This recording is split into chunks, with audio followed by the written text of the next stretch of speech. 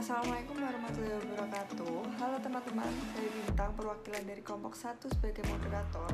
Di sini kami ingin mempresentasikan tentang konsep dan prinsip perbankan syariah. Sebelum kita mulai, saya ingin memperkenalkan teman-teman dari kelompok 1. Yang pertama ada saya sendiri, Abista Rifania Safinatun Najah. Yang kedua ada Aditya Akbar. Yang ketiga ada Amalia Nurul Husna. Yang keempat ada Amelia Vanessa. Yang kelima ada Anissa Nur Fatimah. Dan yang terakhir ada Asmi Izara Mariana.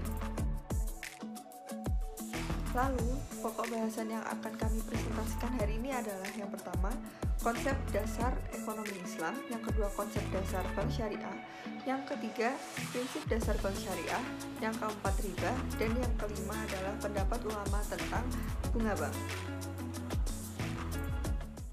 Konsep dasar ekonomi Islam. Terdapat 3 pilar dalam ajaran Islam. Yang pertama, akidah. Akidah merupakan komponen ajaran Islam yang mengatur tentang keyakinan atas keberadaan dan kekuasaan Allah, sehingga harus menjadi keimanan seorang muslim saat melakukan berbagai aktivitasnya untuk mendapatkan keridhaan Allah. Yang kedua ada syariah.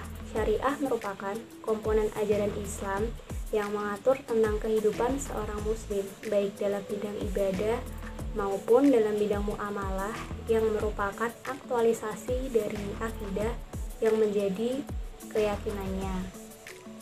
Yang ketiga, akhlak. Akhlak merupakan landasan perilaku dan kepribadian yang akan mencirikan dirinya sebagai seorang muslim yang taat berdasarkan syariah dan akidah yang menjadi pedoman hidupnya, sehingga disebut memiliki akhlakul karimah. Beberapa tuntutan Islam yang mengatur kehidupan ekonomi umatnya.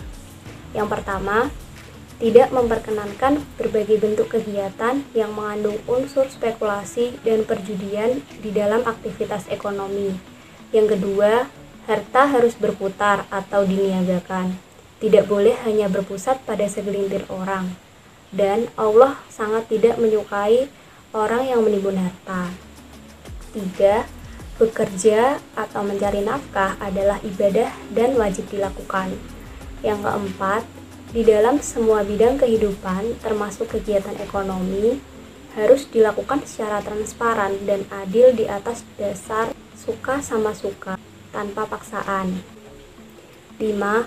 Kewajiban untuk melakukan pencatatan atas setiap transaksi, khususnya yang tidak bersifat tunai, dan adanya sanksi yang bisa dipercaya. Yang keenam, zakat sebagai instrumen untuk pemenuhan kewajiban penyisian harta, serta mengeluarkan infak dan sedekah sebagai manifestasi dari pentingnya pemerataan kekayaan dan memerangi kemiskinan. Yang ketujuh, bunga bank adalah riba dan riba diharamkan. Yang selanjutnya untuk konsep dasar bank syariah, di sini bank syariah sendiri merupakan lembaga keuangan yang berfungsi memperlancar mekanisme ekonomi di sektor real melalui aktivitas kegiatan usaha seperti investasi, jual beli atau lainnya berdasarkan prinsip syariah, di mana mengacu pada syariah Islam yang berpedoman utama kepada Al-Quran dan hadis. Kemudian prinsip syariah. Di sini prinsip syariah menurut Undang-Undang Nomor 10 Tahun 1998 adalah aturan perjanjian berdasarkan hukum Islam antara bank dan pihak lain untuk penyimpanan dana dan atau pembiayaan kegiatan usaha atau kegiatan lainnya yang dinyatakan sesuai dengan syariah. Pada intinya, prinsip syariah mengacu pada syariah Islam yang berpedoman kepada Al-Quran dan hadis.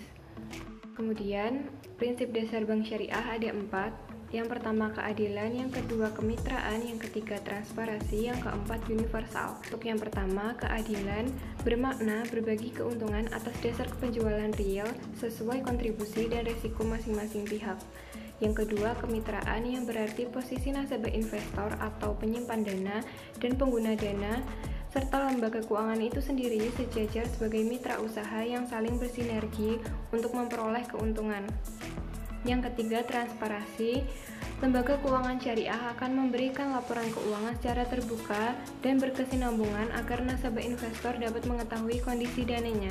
Yang keempat, universal. tidak membedakan suku, agama, ras, dan golongan dalam masyarakat sesuai dengan prinsip Islam sebagai rahmatan lil alamin. Selanjutnya kita akan membahas prinsip-prinsip yang dilarang dalam operasional perbankan syariah. Yang pertama ada maisir. Maisir sering dikenal dengan istilah perjudian. Mengapa maisir ini dilarang? Karena dalam praktik perjudian, seseorang dapat memperoleh keuntungan dengan cara mudah. Hal itu dijelaskan dalam Quran Surat Al-Ma'idah ayat 90.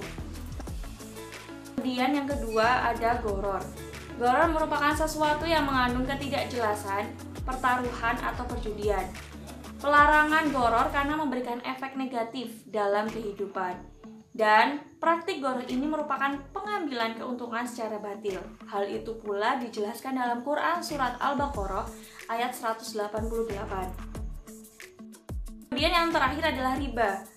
Riba merupakan pengambilan tambahan dari harta pokok atau modal secara batil. Keterlibatan dalam transaksi yang mengandung riba adalah dosa besar dikarenakan sumber utama syariah yaitu Al-Quran dan Sunnah Hadis benar-benar mengutuk adanya riba.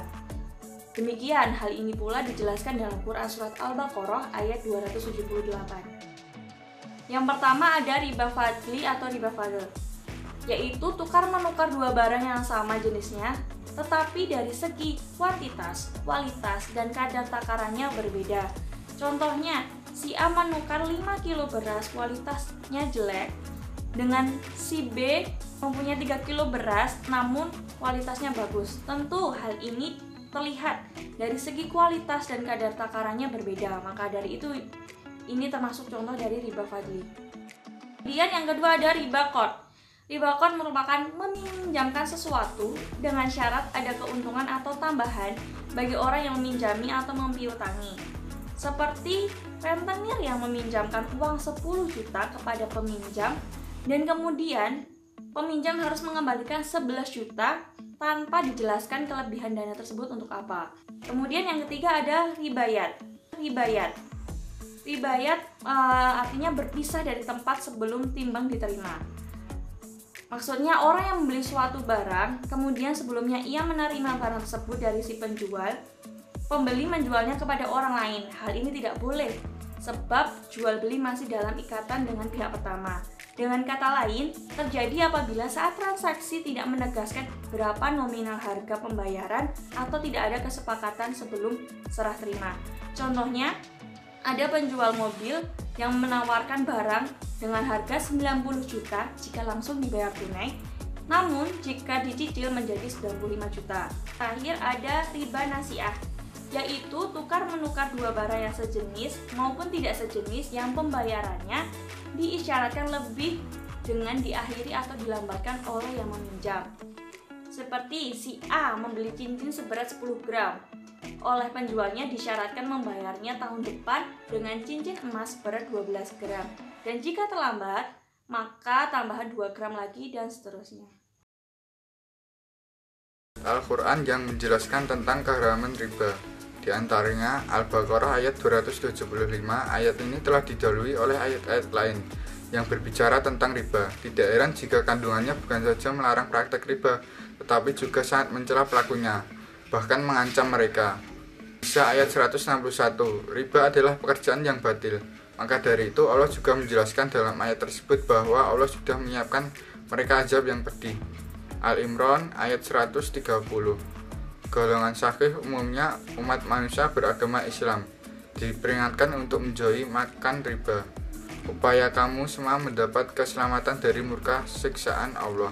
Ar-Rum ayat 39. Dijelaskan mengenai perbandingan antara riba dengan zakat, anjuran membayar zakat dan tidak boleh mengambil riba. Motivasi riba dan zakat sangat jauh berbeda. Ketika seseorang mengut riba dimotivasi oleh keserakahan, sedangkan zakat dimotivasi oleh kebersamaan atau ukhuwah Islamiyah. Hikmah pelarangan riba. 1. Keadilan sosial, ekonomi, dan distribusi. Karena pengharaman riba dimasukkan untuk mencegah akumulasi kekayaan pada segelintir orang, yaitu harta itu jangan hanya beredar di antara orang-orang kaya. 2. Keseimbangan antar generasi. 3. Instabilitas perekonomian. 4. Kehancuran ekologis dianggap sebagai dasar pengharaman riba. Tujuan utama pelarangan atas riba adalah untuk menghalangi sarana yang dapat menuntun ke akumulasi kekayaan pada segelintir pihak, baik itu bank maupun individu.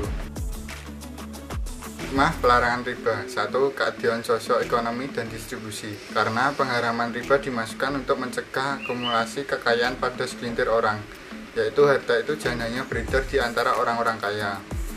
2. Keseimbangan antar generasi. 3. Instabilitas perekonomian. 4. Kehancuran ekologis dianggap sebagai dasar pengharaman riba. Tujuan utama pelarangan atas riba adalah untuk menghalangi sarana yang dapat menuntun ke akumulasi kekayaan pada segelintir pihak, baik itu bank maupun individu. Pendapat ulama mengenai bunga bank. Menurut Nahdlatul Ulama, yang ulama mengatakan bahwa bunga sama dengan riba.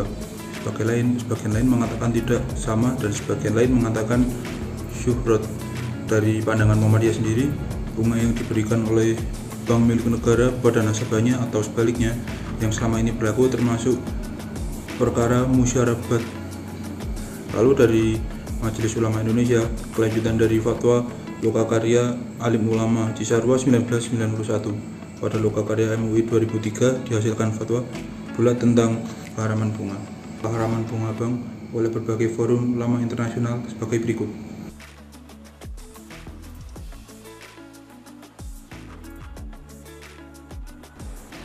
Terima kasih banyak atas perhatiannya, kurang lebihnya kami mohon maaf. Demikian presentasi kami hari ini, semoga bisa bermanfaat untuk kita semua. Wassalamualaikum warahmatullahi wabarakatuh.